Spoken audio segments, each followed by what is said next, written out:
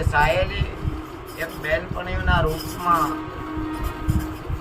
સરખી સરખી સાયેલી સાથે મળીને ચાલી જાતી હોય અને બેડલા એની માથે હોય તારે આ ભક્તિ, આ નામના મહિમા, આ રામનો મહિમા જે સંતો ભક્તોએ ગાયો છે કે એવા હેત રાખો તમે મારા રામ, જેવા રાખે બપૈયાને મોર એવા હેત રાખો મારા રામ.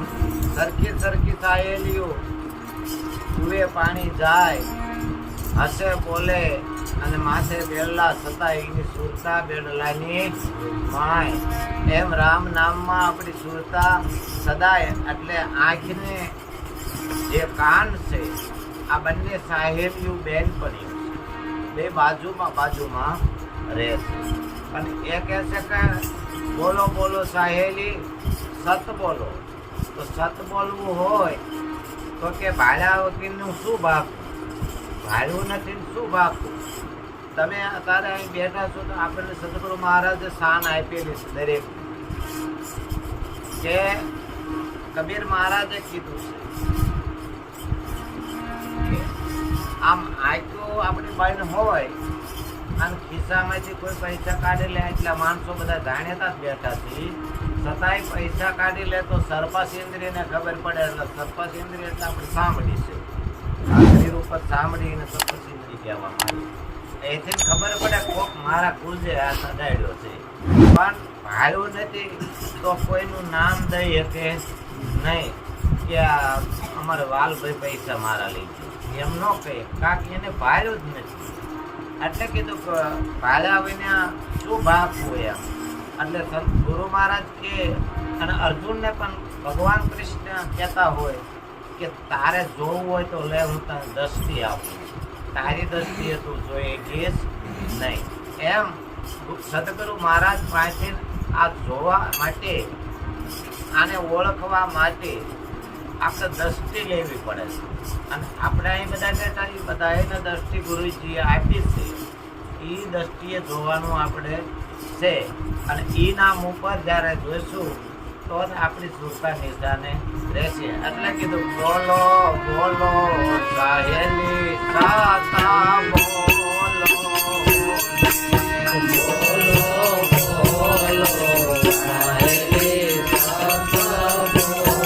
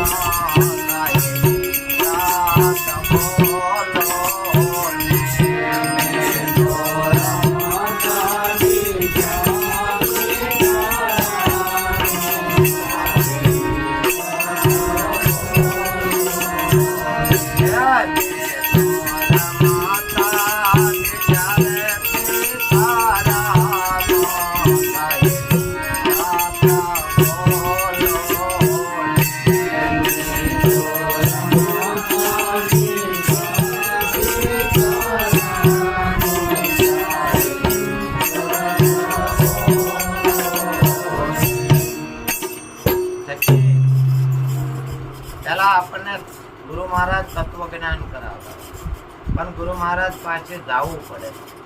અને ગુરુ મહારાજ પાસે જયજીના શરણે પણ પાછું રહેવું. એટલે કૃષ્ણ અર્જુનને કહેતા બધું છોડીને મારા શરણે પહેલા તું થા. હવે આપણે બધું છોડવાનું શું કીધું છે કે આપણામાં ઘણી પ્રકારે કામ છે, ક્રોધ છે, અભિમાન છે, આવા બધા જે શત્રુઓ રહી રહ્યા છે એ છોડે તો મારા શરણે થાન. જો એ ન છૂટે તો શરણે કોઈના થવાતું નથી. અને શરણે ન થાય ત્યાં સુધી આ જ્ઞાન પણ થતું નથી. એટલે પ્રથમ એને કીધું 5 તત્વો. તો હરેક વસ્તુમાં તમે અભ્યાસ કરો તો 5 તત્વો નો સમાવેશ થયો છે. 5 તત્વોનો સમાવેશ થયો ત્યારે જ એમાં ચેતન પુરુષ પ્રગટ થયો છે. ચેતન પુરુષને જાણ્યા પછી એને કીધું સખી સખી મેં તો રમતા જોયા સીતા રામ. જે 5 તત્વની પોળ કીધી. પોળ એટલે તમને મને જ્યાં એક ખાલી જગ્યા બતાવી કે મંદિર હોય, મંદિરની અંદર કોઠો હોય અને કોઠાની અંદર ઓલાણ હોય. એ જે ખાલી જગ્યા છે ત્યાં મારો વાત છે. ત્યાં રામદેવજી મહારાજે કીધું કે ત્યાં મારો વાત છે, ખાલી જગ્યા ત્યાં. પણ આપણને તો બંને વાતનું સ્થાન ગુરુએ આપ્યું છે કે ખાલી જગ્યા હોય તોય ભલે, ભરી હોય તોય ભલે. કાંક બે વાત કરી કે ખાલી જગ્યામાં હું જ છું અને ભરી જગ્યામાં ખબર ભર્યો પણ હું સર્વે વ્યાપકમાં છું. એવો આપણને તત્વજ્ઞાન કરાય. તો 5 તત્વો એટલે અગ્નિ, જળ, પૃથ્વી, આકાશ ને વાયુ. આનેથી આ દેહ બન્યો છે. હવે દેહમાં ચેતન પુરુષ કહેવામાં આવ્યો છે. તો ચેતન પુરુષને એક જીવ ગતિ અને એને વૃત્તિ, જીવ હારે વૃત્તિ લાગી છે. આ બંને ગણવામાં આવ્યા છે. અને આ દેહને જડ કહેવામાં આવ્યો છે. શરીર છે એ જડ છે એટલે એને લિંગ સ્વરૂપ કીધું છે. પણ આ લિંગમાં એક જ્યોતિ બિરાજે છે. એ અહીંયા કીધું સખી મેં તો ત્યાં રમતા જોયા સીતા રામ. એ દ્રષ્ટિ તમને આપેલી છે. આમ તો આમ જોવી તો ઘટોઘટમાં જે આ આખું ફર્યું છે આપણને જુદું કાંઈ પણ દેખાવું પડે નહીં. અને આપણા મનને મન આપ્યું ત્યારે જ એ મહાન કરીને આપ્યું. મહાન કરીને આપ્યું તો મહાન પાછું એ ન રહ્યું. મહાન એ રહ્યો નહીં, એની ગતિ સ્થિતિ હરકી રહી નહીં. એના રાગ દરેક સંપત્તિ અને સંપત્તિમાંથી વિપત્તિ ઊભી થઈ છે. પણ પાછું સદગુરુ શરણે એમાં જવું પડ્યું કે એ મન મટી ગયું અને મનને અમન સ્વરૂપ બનાવ્યું. એટલે કે હું કાંઈ સૌ નહીં. અને હું કાંઈ સૌ નહીં પણ પાછો ઈ જ કરતો થાય છે. મન ન હોય તો કોઈ સત્સંગ નથી થતો, સેવાય નથી થતી, ભક્તિ નથી થતી, ગુરુ નથી માની એકતા, ભગવાન માની એકતા નથી. પણ મન છે એટલે એવું માની છે. અને ગુરુ છે એ ભગવાન છે. પણ ગુરુ કોઈ એના મુખે એમ નથી કહેતા કે હું ભગવાન છું. ભક્તો સેવકો કહી શકે છે કે અમારા ગુરુ અમારો ભગવાન છે. એ કહી શકે છે, એમાં છૂટ છે. ગુરુ પોતે એમ નથી કહેતા હું ભગવાન છું. એ કે તારામાં ભગવાન તો છે. ગુરુએ હરખું કરી દીધું છે. એટલે આગળ કીધું બોલો બોલો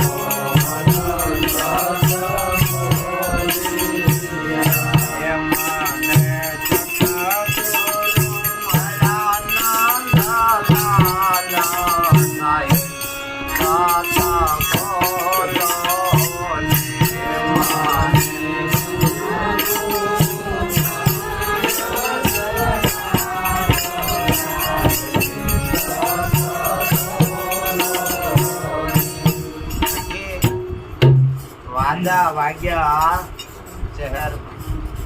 આમ તો શહેર ઘણા બધા આ શરીરને શહેર રૂપી કઈ વર્ણન કર્યો છે. આ શહેરમાં વાજા વાગ્યા.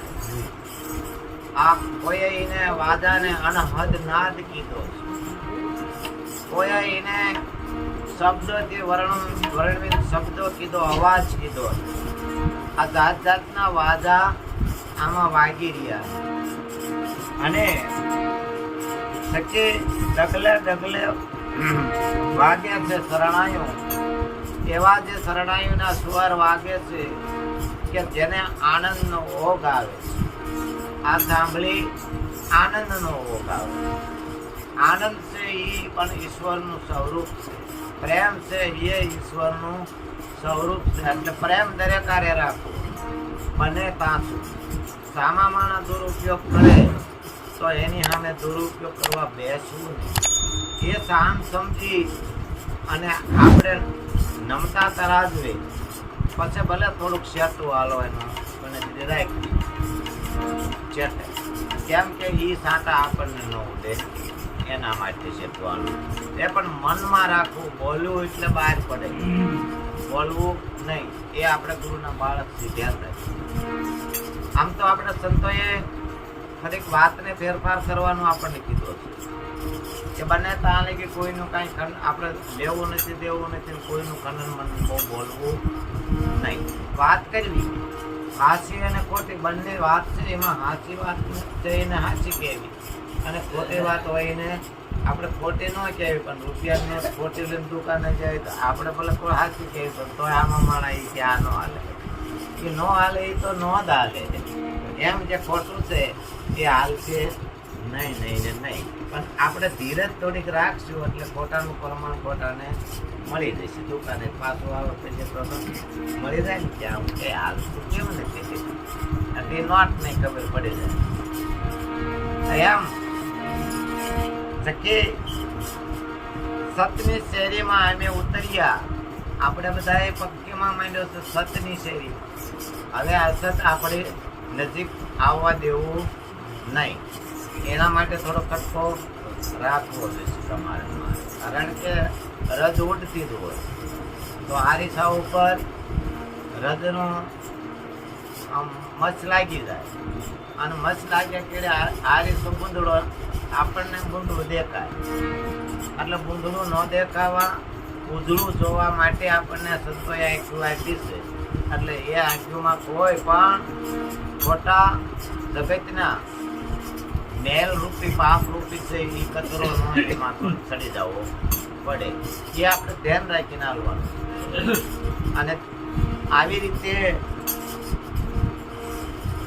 દાસમોહનને આ સત આવું બોલ્યા છે અને એમના ગુરુએ એમને ઉપમા આપી છે. કારણ કે ગુરુ દરેક માટે ઘાટે ઘાટે ગુરુ ગણવાના આવે. જે બોલેથી પાણી પીધું એ જ બોલાનો ગુણ ગાવાનો આવતો હોય. પછી સદગુરુ કોઈના કોઈ જુદા હોતા નથી. પણ એ ભૂમિકામાં પહોંચ્યા પછી પણ મર્યાદામાં રહેવું છે તો પતિ પત્નીના ધર્મને સમજવું પડશે, મા બાપના ધર્મને સમજવું પડશે, સાસુ વહુના ધર્મને સમજવું પડશે. કાંક આપણે જે બેઠા એ ગુણાતીત વ્યવહારોમાં બેઠા, શરીર સહિત બેઠા છે. એટલે આપણા ગુરુએ આપણને આવું જ બતાવ્યું છે, આવું જ કીધું છે. એટલે આપણે આ સમજણને સ્વીકાર કરવો અને બને ત્યાં લગી થોડોક કોઈ માણસ હારે તકરાર ઓછો કરવાની ભાવના રાખવી અને આપણું સત્ય કર્મ છે એ ન છોડવું. એમાં સદાય માટે આ સમરણને કોઈ દી ભૂલવું નહીં. આટલી વાત કરીને મારી વાતને હું વિરામ આપું છું. બોલો સદગુરુ મહારાજ.